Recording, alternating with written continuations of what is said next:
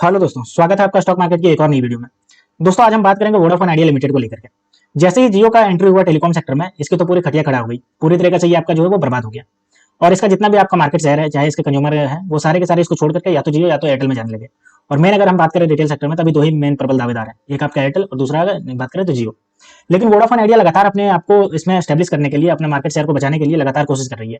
तो इसी के बारे में हम बात करेंगे। और इसको लेकर के जो ब्रोकरेज है, अमेरिका की ब्रोकरेज फर्म है, उसने इसको लेकर के पॉजिटिव साइन दिया है इसको। तब हम बात करेंगे इसके बारे में कि क्या प्राइस टारगेट बताया और क्यों इसको लेकर के पॉजिटिव साइन दिया है। तो चलिए दोस्तों, वीडियो शुरू करते हैं। लेकिन दोस्तों, अगर आपने मेरे चैनल को अभी तक सब्सक्राइब नहीं किया तो आप मेरे चैनल को सब्सक्राइब कर लीजिए और बेल आइकन को ऑन कर दीजिए, ताकि ऐसे स्टॉक मार्केट से रिलेटेड वीडियो आप तक आसानी से पहुंच सके और आप स्टॉक मार्केट से अपडेटेड रह सके। तो चलिए दोस्तों, वीडियो शुरू करते हैं। तो अगर हम बात करते हैं तो 5 दिन में देखिए आपको ये 2.33% की तेजी है। वहीं अगर हम एक महीने की बात करते हैं तो 2.58% की इसमें गिरावट है। 6 महीने की बात करते हैं तो देखिए 4% से गिरावट चल रहा है। और अगर एक साल की बात करते हैं तो एक साल में ये 91% का आपका रिटर्न दे चुका है। तो आप देख सकते हो कि लगातार इसमें गिरावट चलने के बावजूद आपका एक साल के अंदर 91% का रिटर्न दे चुका है। यानी कि अगर हम बात करते हैं 3 मई 2023 को, तो ये ₹6.90 पे ट्रेड कर रहा था। उसके बाद अब बढ़ता बढ़ता आप देख सकते हो ₹13.20 पे पहुंच गया। मैक्सिमम की अगर बात करते हैं तो आप देखिए मैक्सिमम जो गया है वो आपका देखिए 23 फरवरी 2024 को गया ₹17.55। ठीक है। और उसके बाद वहां से आपको करेक्शन देखता हुआ मिल रहा है, 24% के आसपास करेक्शन। अगर हम आगे बात करते हैं तो अभी इस कंपनी ने 18,000 करोड़ का एफपीओ लाया था। ठीक है, फर्दर पब्लिक ऑफरिंग, जिसमें इसको जो है वो फुली सब्सक्राइब हो गया। आप देख सकते हो स्ट्रॉन्ग ग्लोबल इंस्टीट्यूशन इसमें जो है वो इन्वेस्टर बने। तो ये आपका दर्शाता है कि अभी जो इंस्टीट्यूशनल इन्वेस्टर है इसमें आपका पॉजिटिव साइन दिखा रहे हैं, और जिसकी वजह से इसका 18 करोड़ का जो एफपीओ आया अभी, ये पूरी तरीके से आपका जो है वो सब्सक्राइब हो गया। आगे अगर हम बात करते हैं तो ये जो है वो 1.8 बिलियन का लोन जो है नेक्स्ट 2 ईयर में लेने की बात कर रही है, ऐसा रिपोर्ट निकल के आ रहा है। तो जाहिर सी बात है कि अगर लोन लेगी अगर 18 ये 1.8 बिलियन, जो कि आपका होता है 15,000 करोड़ के आसपास, तो जाहिर सी बात है कि ये जो अपना इंफ्रास्ट्रक्चर है उसको बड़ा करने में लगाएगी। क्योंकि हमने देखा कि जैसे ही जियो आई वो लगातार अपना इंफ्रास्ट्रक्चर को बढ़ा के पूरी तरीके से रोल आउट करती 5G को, और उसी तरीके से जो एयरटेल है उसने किया 5G को रोल आउट। लेकिन वोडाफोन और आइडिया जो है वो इसमें पीछे रह गए, और यही कारण है कि इसके जो लगातार जो है वो छोड़ के चले जाते हैं। अगर हम आगे बात करते हैं तो आप देख सकते हो कि 25,000 करोड़ का ये डेब्ट के थ्रू आपको निकालने की कोशिश कर रही है, और जिसको ये रोल आउट करने वाली है 5G को करने वाली है रोल आउट, यानी कि उसके स्पेक्ट्रम को खरीदने में पैसे लगेंगे 5G के, उसमें रोल आउट करने की। तो आप देख सकते हो कि लगातार जो है वोडाफोन आइडिया वो कोशिश कर रही है कि किसी ना किसी तरीके से अपने मार्केट को बना करके रखे, और जितने भी हमारे जो छोड़ के जा रहे हैं उसको अपने पास ही रखें। ठीक है, तो इसके बारे में देखिए। अब चलिए हम देखते हैं कि मनी कंट्रोल के रिगार्डिंग क्या छप के आ रहा है इसको रिगार्डिंग। तो देखिए, वोडाफोन आइडिया शेयर बीओएफए ने अपग्रेड की रेटिंग, टारगेट प्राइस भी बढ़ाया। देखिए, बीओएफए अमेरिका की ब्रोकरेज फर्म है जिसने आपका रेटिंग बढ़ाया। बीओएफए का मतलब अगर बात करते हैं तो brokerage firm bank of America securities. देखिए, आप देख सकते हो यहाँ पे जो इसका नाम है बीओएफए का, वो है बैंक ऑफ अमेरिका सिक्योरिटी। इसने जो है वो आपका रेटिंग बढ़ा दिया, अपग्रेड कर दिया। ब्रोकर ने किया कि अंडर परफॉर्म को वैल्यू बढ़ाकर न्यूट्रल कर दिया। पहले ये कह रहे थे कि ये अंडर परफॉर्म है, लेकिन इसको बता दिया अब न्यूट्रल, यानी कि उससे एक स्टेप ऊपर कर दिया। ठीक है। अगर हम बात करते हैं मई में, तो 2 मई तक देखिए 0.15% इसकी जो मामूली तेजी इसमें देखने को मिली है। और इसमें जो टैरिफ की बढ़ोतरी की संभावनाओं के बीच अपग्रेड किया, यानी कि अब देख सकते हैं कि हम जो अभी रिचार्ज करते हैं मोबाइल में, वो टैरिफ में आपको लग रहा है कि आने वाले समय में थोड़ी बढ़ोतरी देखने को मिलेगी, जिसका फायदा इसको भी मिलने वाला है। और यही रीजन रहा कि उन्होंने इसको अंडर परफॉर्म से न्यूट्रल कर दिया। बात करते हैं बीएससी पे, ₹73.22 अब जाकर के बंद हुआ। और अगर हम बात करते हैं इसके, तो 18,000 करोड़ जो एफईओ है वो पूरी तरीके से सब्सक्राइब हो गया। और इसने जो अभी 4G नेटवर्क के इंफ्रास्ट्रक्चर में पूरी तरीके से सुधार की कोशिश कर रहे हैं, और लगातार इसको जो है इसका जो मार्केट शेयर में गिरावट है उसको रोकने की कोशिश कर रहे हैं। ठीक है, जिसमें आपको ये जो 18,000 करोड़ का इसका जो एफपीओ है उससे इसको मदद मिलेगी। अगर हम बात करते हैं कि ब्रोकरेज ने जो वोडाफोन आइडिया को टारगेट प्राइस भी बढ़ाया, तो कितना बढ़ाया देखिए। अगर हम बात करते हैं ब्रोकरेज ने, तो ₹9.40 इसका जो है वो शेयर पिछले टारगेट से बढ़ाकर ₹14.05 कर दिया इसका। ठीक है, तो देखिए ₹9 से बढ़ाकर ₹14 कर दिया। लेकिन 2026 के बाद कंपनी फंडिंग स्थिति में स्पष्ट जरूरी हवाला देते हुए बोफो ने वोडाफोन आइडिया के लिए बाय रेटिंग की सिफारिश करने से परहेज किया है। यानी कि इसके बावजूद भी इन्होंने अपना ये जो है वो आपका रेटिंग भी बढ़ा दिया है, साथ ही इसने टारगेट भी बढ़ा दिया है। लेकिन इसके बावजूद भी चूंकि फंडिंग में बहुत ज्यादा दिक्कतें आएगी, क्योंकि अभी जो है 5G फिर 6G आने वाला है, जिसके लिए स्पेक्ट्रम खरीदने के लिए बहुत ज्यादा पैसे चाहिए, जो कंपनी के पास है नहीं, और इसी के लिए अभी बाय रेटिंग वो नहीं देना चाह रही है बीओएफए जो है। ठीक है, वो बोफा ने टेलीकॉम सेक्टर के निकट अधिक में तेजी की उम्मीद जताई है। पहले के 10 से 15% के अनुमान की तुलना में टैरिफ बढ़ोतरी में 20 से 25% तक पहुंच सकती है। यानी पहले जो अनुमान लगाया जा रहा था वो 15 से 10% होगा, लेकिन 20 से 25% तक बढ़ सकता है, जिसकी वजह से इसमें जो है कैश फ्लो में सुधार का इस्तेमाल देखने को मिलेगा। और इसका जो है हाई मार्जिन फाइबर की वजह से इसमें जो है वो बहुत ज्यादा आपको अच्छा खासा इसको मार्जिन देखने को मिलेगा। ठीक है, तो ये पूरी न्यूज निकल के आ रही है। अगर हम चुनाव के बाद की बात करते हैं तो चुनाव के बाद भी इसको फायदा मिलने वाला है। देखिए क्या फायदा मिलेगा। बोफे के मुताबिक आम चुनाव के बाद ट्रैफिक में बढ़ोतरी हो सकती है। यदि आगामी बढ़ोतरी को कंज्यूमर ने अच्छी तरह से स्वीकार कर लिया, तो अगले 12 महीने के भीतर एक और बढ़ोतरी की संभावना अधिक है। देखिए, आम चुनाव है इसलिए कोई बढ़ोतरी नहीं हो रही है, लेकिन चुनाव खत्म होगा तो आपको एक बढ़ोतरी देखने को मिलेगी। ठीक है, यानी कि प्राइस में आपको जूम करता हुआ नजर आएगा।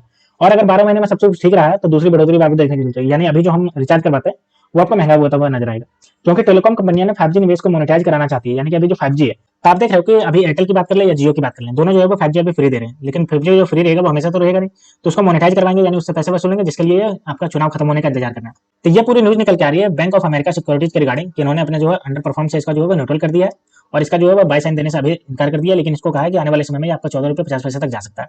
अब चलिए हम इसका देख लेते हैं थोड़े फंडामेंटल को। तो ये हमारे पास इसका फंडामेंटल आ गया। बात करते हैं वोडाफोन आइडिया का भी प्राइस, तो देखिए 13 रुपये 20 पैसे का प्राइस है।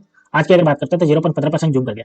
मार्केट कैप की अगर बात करते हैं तो 87,891 करोड़ का मार्केट कैप है, और उसे देखिए आपका नेगेटिव में है क्योंकि लगातार लॉस चल रहा है। बुक वैल्यू की बात करें तो 18 रुपये 7 पैसे का ये लगातार लॉस में है। ईपीएस भी देखिए लगातार लॉस में है, 6 रुपये 16 पैसा, क्योंकि इसके जो कस्टमर है वो लगातार खोते जा रही है, क्योंकि ये 5G में भी कन्वर्ट नहीं हो पाई है। 6.45 इसका लो गया, 18 रुपये 40 पैसे इसका हाई गया, ठीक है। एक साल के अगर चार्ट पैटर्न की बात करते हैं तो देखिए एक साल का चार्ट पैटर्न देख सकते हो अच्छा खासा परफॉर्म किया है। 6 रुपये 90 पैसे से आपका बढ़कर के ये जो है 13 रुपये 20 पैसे, और मैक्सिमम की बात करते हैं तो देखिए मैक्सिमम जो 17 रुपये 55 पैसे गया, तो आप देख सकते हो बढ़ोतरी है। वहीं अगर हम बात करते हैं क्वार्टरली रिजल्ट, तो क्वार्टरली रिजल्ट इसका देखिए सेल्स की अगर बात करते हैं तो सेल्स देखिए ठीक ठाक इसका जो है वो बढ़ता हुआ नजर आया है। मार्च 2023 में देखिए 10,532 करोड़, उसके बाद अभी देखिए 10,673 करोड़, ठीक है। वहीं अगर बात करते हैं ऑपरेटिंग प्रॉफिट, तो इसमें भी आपको जो होगा स्लाइटली बढ़ता हुआ नजर आया है, 4,210 करोड़, उसके बाद देखिए 4,349 करोड़। ऑपरेटिंग प्रॉफिट मार्जिन की बात करते हैं तो ये आपका स्टेबल नजर आ रहा है, 40% के आसपास ही नजर आ रहा है, 40 से 41%। प्रॉफिट बिफोर टैक्स की बात करते हैं तो लगातार आपका ये लॉसेस बुक कर रही है, आप देख सकते हो लगातार लॉसेस में। नेट प्रॉफिट की बात करें तो ये लगातार लॉसेस बुक कर रही है कंपनी, क्यों? क्योंकि लगातार इसके जो कस्टमर बेस अपना खोती जा रही है, और ये जो है वो लगातार आपका जो है वो कस्टमर खोने की वजह से इसमें जो प्रॉफिट है वो लगातार नेगेटिव जा रहा है, इसका जो पैसा है वो बर्न होता जा रहा है। सेल्स ग्रोथ की बात करते हैं, प्रॉफिट एंड लॉस के अगर हम ईयरली बेसिस पे तो देखिए 38,516 करोड़, उसके बाद देखिए 42,177 करोड़, और ट्रेवलिंग 12 मंथ में 42,577 करोड़। ऑपरेटिंग प्रॉफिट की बात करते हैं तो देखिए मार्च 2022 में 15,968 करोड़, फिर 16,753 करोड़, फिर देखिए 16,998 करोड़। ऑपरेटिंग प्रॉफिट मार्जिन की बात करते हैं तो ये भी आपका 40% के आसपास स्टेबल चल रहा है, आप देख सकते हो। अगर हम प्रॉफिट बिफोर टैक्स की बात करते हैं तो देखिए लगातार नेगेटिव में चल रहा है, क्योंकि लगातार कंपनी जो है वो लॉसेस बुक करती जा रही है। जैसे ही जियो ने एंट्री मारा है इसकी तो हालत ही पूरी खराब हो गई है।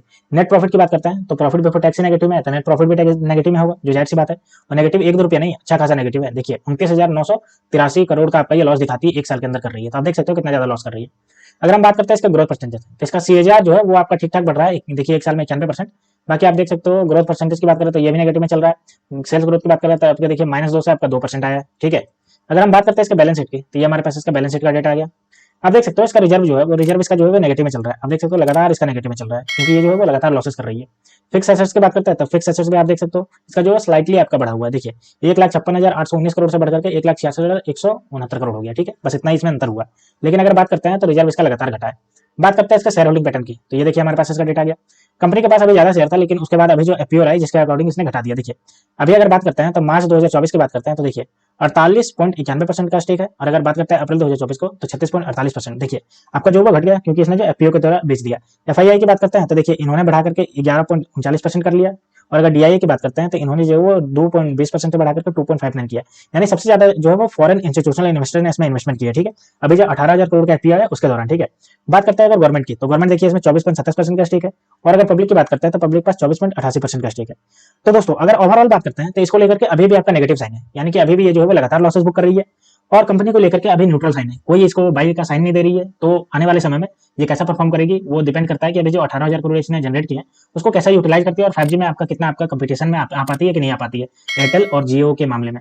तो दोस्तों ये थी पूरी न्यूज वोडाफोन आइडिया के रिगार्डिंग। तो ऐसे स्टॉक मार्केट से रिलेटेड वीडियो देखने के लिए आप मेरे चैनल को सब्सक्राइब कर लीजिए।